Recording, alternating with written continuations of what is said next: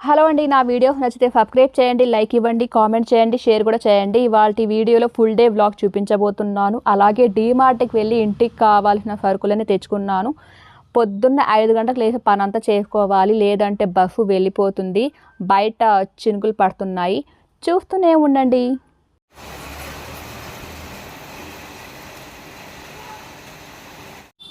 నిద్ర లేవంగానే నేను మొట్టమొదటి చేసే పని గ్యాస్ తుడుచుకోవాలి.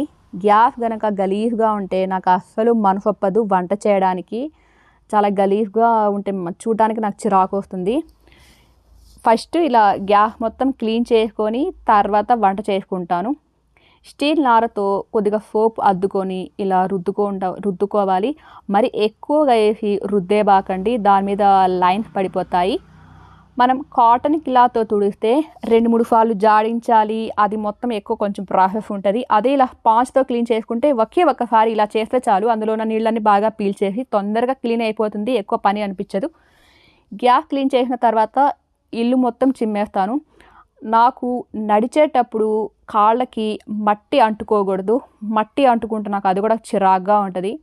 ప్రపంచంలో నేను ఒక్కదాన్నే ఇలాగున్నానా, లేదంటే నాలాంటి వాళ్ళు ఎవరైనా ఉంటే కామెంట్ చేయండి. నడిచేటప్పుడు కాళ్ళకి మట్టి అంటుకోకూడదు, నాకు నీట్గా ఉండాలి.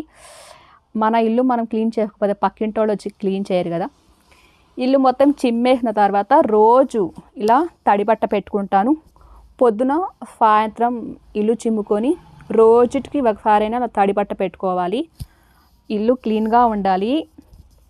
ఇంకా దాంట్లో పెనాయిల్ లేదా డెటాల్ అయినా వేసుకొని తుడుచుకుంటాను. మనం మోప్స్తో తుడిచేటప్పుడు నీళ్ళన్నీ బాగా పిండేసి ఇలా తుడిస్తే ఆ బురద ఏమవ్వదు, తొందరగా ఆరిపోతుంది. రెండోసారి కూడా తుడిచే పని ఉండదు. చూసారు కదా, మాది వైట్ టైల్స్ కాబట్టి తొందరగా బురద అంటే అడుగులు పడిపోతుంటాయి. అందుకని చెప్పి నేను రోజు తుడుచుకుంటూ ఉంటాను. ఎంత షైనింగ్గా ఎంత నీట్గా ఉన్నాయి కదా. ఇక సాయంత్రం పూట డీమార్ట్కి వెళ్ళాను. ఇంటికి కావాల్సిన సరుకులన్నీ తెచ్చుకున్నాను. ఒకప్పుడు 500 పెడితే బ్యాగు నిండగా సరుకులు వచ్చేవి. ఇప్పుడైతే అవి 2500 అయినాయి సరుకులు. ఉద్దిపప్పు తెచ్చుకున్నాను. ఉద్దిపప్పు అంటే మినపప్పు కూడా అంటారు దాన్ని.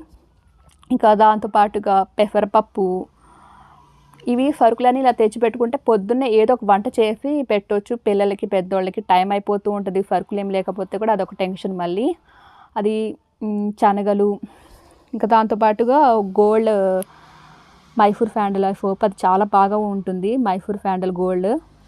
ఇంకా చాలామంది ఉప్పు వాడుతుంటారు, ఉప్పు కాకుండా సాల్ట్ వాడండి. ఇదైతే పచ్చడికి చట్నీకి ఎప్పుడైనా వేసుకోవడానికి పుట్నాల పప్పు అంటే వేరుశనగ పప్పు.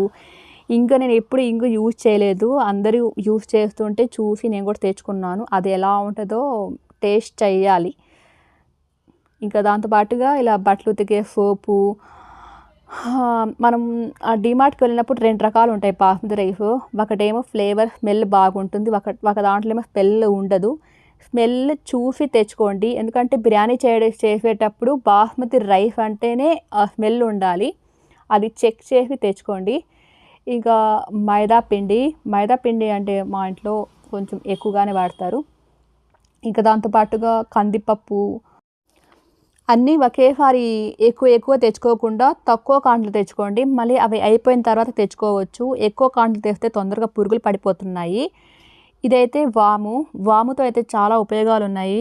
అవి వీడియో చేసి పెడతాను, మీ అందరికీ నచ్చుతుంది, అలాగే ఉపయోగపడుతుంది, చూడండి. ఇంకా ఈ చక్కీ ఆట మనం లూజ్ పిండి తెచ్చుకునే వాళ్ళం, గోధుమ పిండి. దాంట్లో తొందరగా పురుగులు పట్టేస్తున్నాయి. అవి తిన్న తర్వాత కూడా కడుపులో సరిగా అరగట్లేదు, ఛాతీ మీదనే ఉంటుంది, అదే తేన్పులు వస్తున్నాయని చెప్పేసి ఈసారి లూజ్ కాకుండా అలా ప్యాకెట్లు తెచ్చుకున్నాము.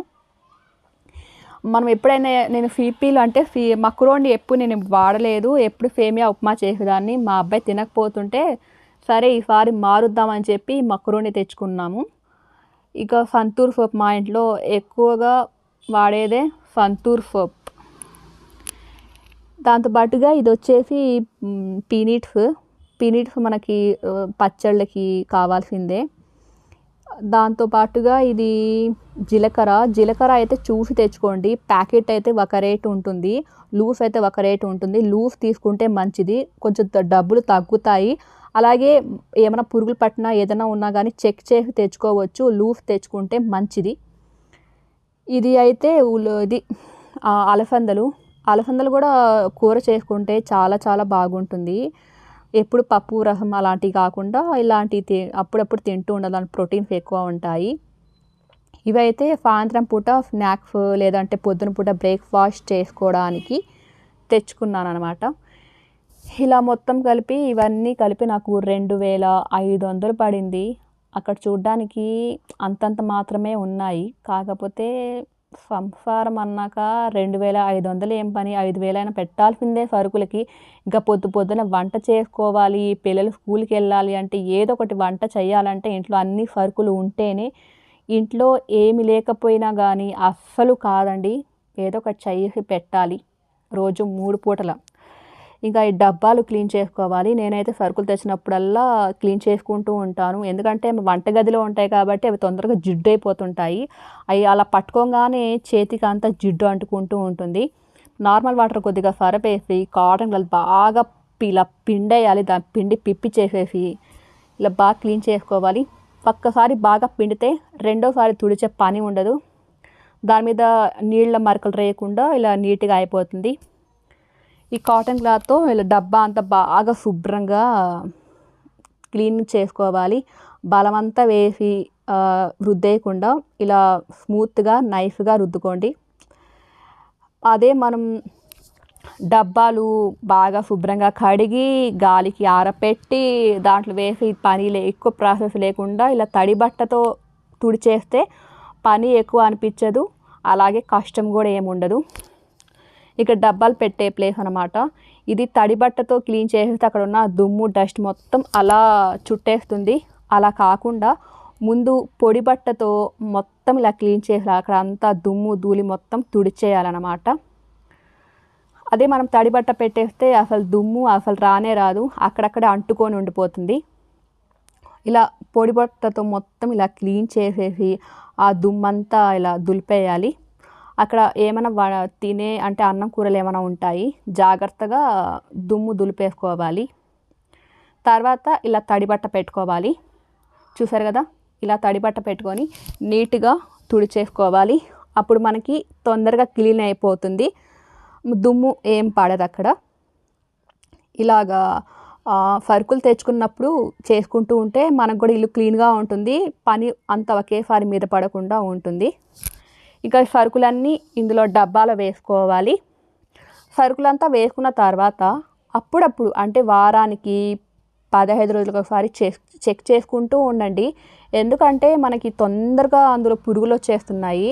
మనమేమో గబక్కనే చూడకుండా ఏదో వేసి వంట చేసేస్తుంటాం, తర్వాత చూస్తే అక్కడ పురుగులు ఉంటున్నాయి. అందుకని చెప్పి చెప్తున్నాను, 15 ఒకసారి లేదా వారం ఒకసారి ఇలా చెక్ చేసుకుంటూ ఏదైనా పురుగులు ఉంటే ఎండకి వేసుకోవచ్చు, లేదంటే గాలించుకోవచ్చు. ఈ పల్లీల్లో అయితే మరీ టూ మచ్ అలా వేస్తాము, లేదు కొన్ని రోజులు పోతే మళ్ళీ దాంట్లో తొందరగా పురుగులు వచ్చేస్తున్నాయి. అంటే అలా జాలిలాగా దాంట్లో పురుగులు వచ్చేస్తున్నాయి. ఈ కందిపప్పు నాదొక టిప్. ఈ కందిపప్పు మనం ఏదైనా ఇంటికి సరుకులు తెచ్చుకున్న తర్వాత అవి అయిపోయిన తర్వాత అందులో సరుకులు వేసుకోండి. అలాగే అంటే పాత పప్పులు ఏదైనా ఉంటాయి, దాని కొత్త పప్పు మళ్ళీ వేస్తే ఆ పాత పప్పులో మనకి పురుగులు వచ్చేస్తాయి, జాలిలాగా వచ్చేస్తూ ఉంటుంది. అది అయిపోయిన కడిగిన తర్వాత వేసుకుంటే మనకి నీట్గా ఉంటుంది. అలాగే ఈ కప్పు హ్యాండిల్ విరిగిపోయిన పడేస్తుంటారు, అలా కాకుండా కొలతకి వేసుకోండి. బాగుంది కదా టిప్, ఫాలో అయిపోండి. ఇంకా సాయంత్రం పూట అయితే బట్టలు ఐరన్ చేసుకుంటున్నాను. చాలా చాలా బోరింగ్గా ఉంది, ఏం చేయాలో దిక్కు తోచకపోతే ఇంకా ఉన్న బట్టలని బీరువాలో నుంచి లాగి ఇలా ఐరన్ చేసుకుంటున్నాను. అంతకుముందు నాకు వచ్చేది కాదు, అలా అలా నేర్చుకున్నాను. ఇంట్లో ఖాళీగా ఉండి ఏం చేయాలని చెప్పేసి నేర్చుకున్నాను. కాటన్ ఏదైనా కానీ షర్ట్ కాటన్ క్లాత్ ఉంటే దాని మీద నీళ్ళు ఇలా చల్లేసి ఐరన్ చేసుకుంటే ఫోల్డింగ్స్ అన్నీ పోతాయి. చూసారు కదా ఎంత నీట్గా షైనింగ్ వస్తుంది, ఫోల్డింగ్స్ ఏమి ఉండవన్నమాట. ఇంకా ఓపిక్గా ఐరన్ చేసుకోవాలి.